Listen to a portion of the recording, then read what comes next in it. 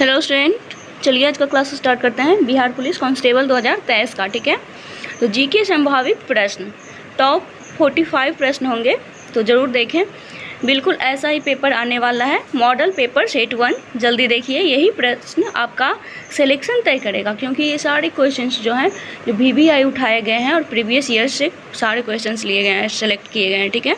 तो बहुत ही important questions हैं। तो आप लोग जल्दी हमारा बैच से जुड़ जाएं और हमारा कोर्स को ये बाय करें। चलिए, तो क्वेश्चन नंबर 1, निम्नलिखित में पहली घटना कौन सी थी? निम्नलिखित में पहली घटना कौन सी थी? चारों में से सबसे पहले कौन सी घटना घटी थी? तो क्वेश्चन नंबर 1 का right answer option D, Rowlatt Satyagraha, ठीक है। Next question number 2, Gautam Buddha के धार्मिक प्रवचनों का संकलन किस ग्रंथ में किया गया था? गौतम बुद्ध के धार्मिक प्रवचनों का संकलन किस ग्रंथ में किया गया था? तो चारों ऑप्शन दिए गए हैं। Option A Sutta Pitaka, B Vinaya Pitaka, C Abhidhamma Pitaka, D Jataka कथाएं, ठीक है। तो इसका राइट आंसर हो जाएगा ऑप्शन ए सुत्त पिटक। तो आप लोग अच्छे से देख लीजिए। क्वेश्चन नंबर 3, सिंधु घाटी सभ्यता का पतन नगर है। सिंधु घाटी सभ्यता का पतन नगर कौन सा है? तो option A Harappa. Next question, question number 4, Krishnadevaraya कहाँ के राजा थे? कृष्णदेवराय कहाँ के राजा थे? तो ऑप्शन सी विजयनगर के। नेक्स्ट क्वेश्चन नंबर 5, 1857 के स्वतंत्रता सेनानियों में किसने लखनऊ से विद्रोह का नेतृत्व किया? 1857 के स्वतंत्रता सेनानियों में किसने लखनऊ से विद्रोह का नेतृत्व किया? तो ऑप्शन सी हजरत महल ने, ठीक है। Next question number 6, Gandhi ji द्वारा असहयोग आंदोलन स्थगित कर देने का कारण था। गांधी जी द्वारा असहयोग आंदोलन स्थगित कर देने का कारण क्या था? क्वेश्चन नंबर 6 का राइट आंसर ऑप्शन ए चौरी चौरा कांड, ठीक है। नेक्स्ट क्वेश्चन नंबर 7, भारतीय क्रांति की माँ कौन कहलाती है? भारतीय क्रांति की माँ कौन कहलाती है? तो ऑप्शन डी भीखाजी रुस्तम कामा। नेक्स्ट क्वेश्चन नंबर 8, जहांगीर का मकबरा स्थित है। जहांगीर का मकबरा कहाँ स्थित है? तो ऑप्शन सी लाहौर में, ठीक है। नेक्स्ट क्वेश्चन नंबर 9, अंत्योदय का विचार किसने दिया है? अंत्योदय का विचार किसने दिया है? तो क्वेश्चन नंबर 9 का राइट आंसर ऑप्शन ए विनोबा भावे ने। ये सारे क्वेश्चंस आपके VBI हैं और आपके एग्ज़ाम में बहुत इससे रिलेटेड बहुत सारे क्वेश्चंस आ सकते हैं। तो आप लोग अच्छे से ये क्वेश्चंस और आंसर्स पे ध्यान दीजिए और हमारे बैच से जुड़ें। चलिए, क्वेश्चन नंबर 10, सामवेद ग्रंथ है।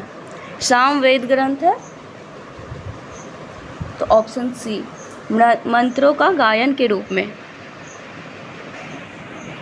नेक्स्ट क्वेश्चन नंबर 11, वर्तमान में सिंधु घाटी की उपयुक्त नाम क्या होना चाहिए?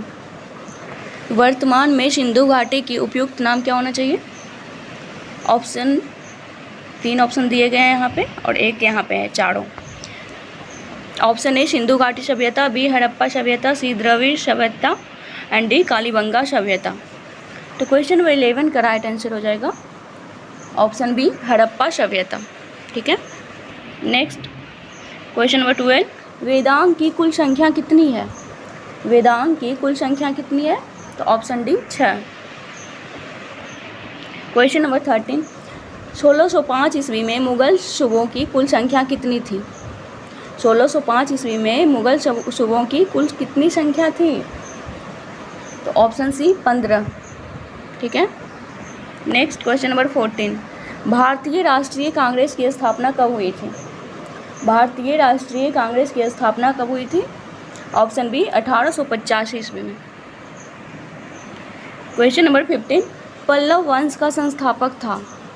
पल्लव वंश का संस्थापक कौन था? तो ऑप्शन बी सिंह विष्णु, ठीक है।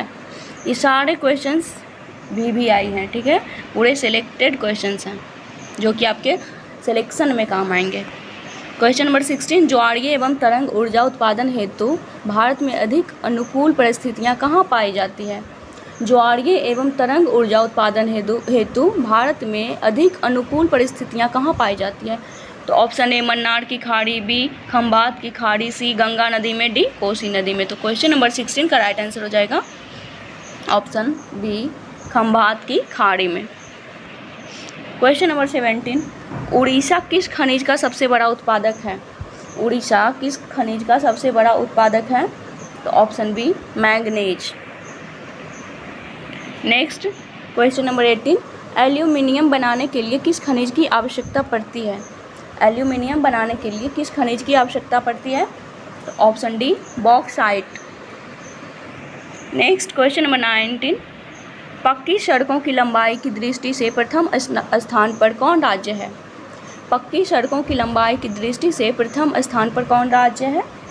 तो ऑप्शन बी हो जाएगा महाराष्ट्र। क्वेश्चन नंबर 20, कौन सा कथन सही है? तो चारों ऑप्शन दिए गए हैं, चारों में से बताइए कौन सा कथन सही है। तो इसमें ऑप्शन डी विषुवत रेखा से ध्रुवों की ओर तापमान घटता है, ये ऑप्शंस बिल्कुल सही है। नेक्स्ट क्वेश्चन नंबर 21, सूर्य के परितः एक परिक्रमा करने में कौन सा ग्रह अधिकतम समय लेता है?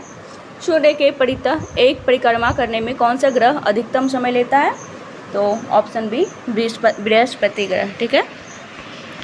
क्वेश्चन नंबर 22, हीराकुंड विद्युत परियोजना किस राज्य में स्थित है? हीराकुंड विद्युत परियोजना किस राज्य में स्थित है? ऑप्शन बी उड़ीसा में। ठीक है। नेक्स्ट क्वेश्चन नंबर 23, पाकिस्तान और चीन को कौन जोड़ता है? पाकिस्तान और चीन को कौन जोड़ता है? तो option C Karakoram Rajpath. Next question 24, Bharat में किस स्थान पर न्यूनतम वर्षा होती है, मतलब सबसे कम वर्षा होती है? तो किस स्थान पे? Option A Leh. Next question number 25, Toda जनजाति के लोग अधिकांशतः किन पहाड़ियों में पाए जाते हैं? टोडा जनजाति के लोग अधिकांशतः किन पहाड़ियों में पाए जाते हैं? Option A Vindhyachal, B Nilgiri, C Rocky and D Parasnath. तो इसका राइट आंसर ऑप्शन बी हो जाएगा Nilgiri. Next question number 26, Chandigarh किस पहाड़ी के नीचे स्थित है? चंडीगढ़ किस पहाड़ी के नीचे स्थित है? ऑप्शन बी शिवालिक पहाड़ी। जहाँ पे आपको समझ नहीं आ रहा है, कुछ पूछना है तो कमेंट में आप पूछ सकते हैं। ठीक है। और आप लोग हमारे टेलीग्राम राठौर एजुकेशन पॉइंट पे जाके जुड़ सकते हैं, ज्वाइन कर सकते हैं। वहाँ से आपको बहुत हेल्प भी मिलेगी, सारी जानकारी भी आपको हमेशा मिलती रहेगी। क्वेश्चन नंबर 27, गंगा नदी किस राज्य से होकर नहीं गुजरती है? गंगा नदी किस राज्य से होकर नहीं गुजरती है? तो ऑप्शन सी हरियाणा। हरियाणा से होकर नहीं गुजरती है। क्वेश्चन नंबर 28, प्राचीन भारतीय भूगोल में रत्नाकर नाम सूचक था। प्राचीन भारतीय भूगोल में रत्नाकर नाम सूचक था। तो चारों ऑप्शन दिए हैं, बताइए इसका राइट आंसर क्या चीज़, किस चीज़ का सूचक था? तो ऑप्शन बी हिंद महासागर का। क्वेश्चन नंबर 29, उत्तरकाशी किस नदी के तट पर स्थित है? उत्तरकाशी किस नदी के तट पर स्थित है? तो option B Bhagirathi. Question number 30, Neyveli किस वस्तु की खानों के लिए प्रसिद्ध है? नेवेली किस वस्तु की खानों के लिए प्रसिद्ध है? ऑप्शन ए हीरा, बी सोना, सी लिग्नाइट, डी चूना पत्थर। तो क्वेश्चन नंबर 30 का आपका राइट आंसर हो जाएगा ऑप्शन सी चूना पत्थर। ठीक है। नेक्स्ट क्वेश्चन नंबर 31, राष्ट्रपति शासन अधिकतम कितनी अवधि तक लगाया जा सकता है?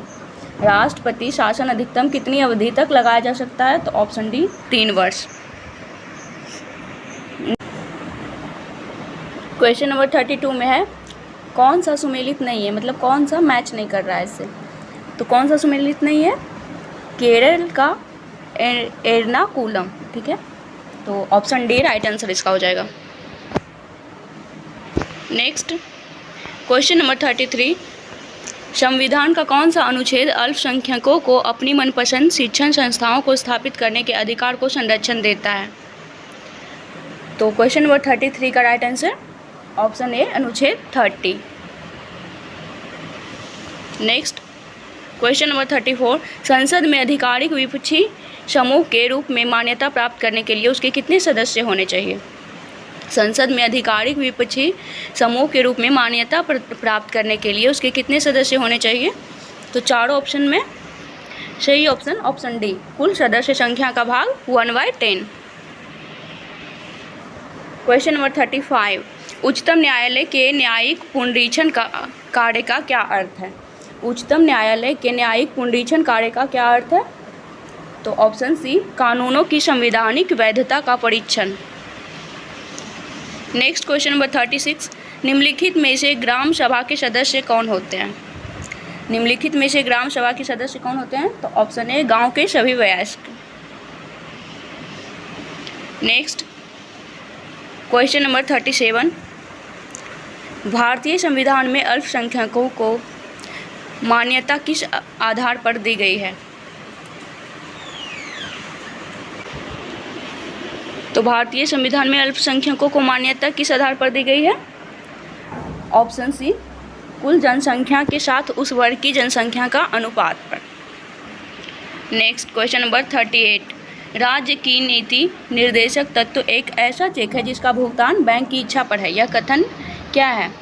राज्य के नीति निर्देशक तत्व एक ऐसा चेक है जिसका भुगतान बैंक की इच्छा पर है, यह कथन तो किनका है? 38 का right answer option A, K T. Shah का। नेक्स्ट क्वेश्चन नंबर 39, राज्यों की सीमाओं के परिवर्तन के लिए विधेयक संसद में किसकी सिफारिश के बिना प्रस्तुत नहीं किया जा सकता है? राज्यों की सीमाओं के परिवर्तन के लिए विधेयक संसद में किसकी सिफारिश के बिना प्रस्तुत नहीं किया जा सकता है? तो चारों ऑप्शन आपके सामने दिए गए हैं, इसका राइट आंसर बताइए। तो इसका राइट आंसर ऑप्शन सी, संबंधित राज्यों के विधानमंडल। ठीक है। क्वेश्चन नंबर 40, राष्ट्रपति का 5 वर्षीय कार्यकाल उस तिथि से प्रारंभ होता है जिस तिथि को क्या हुआ?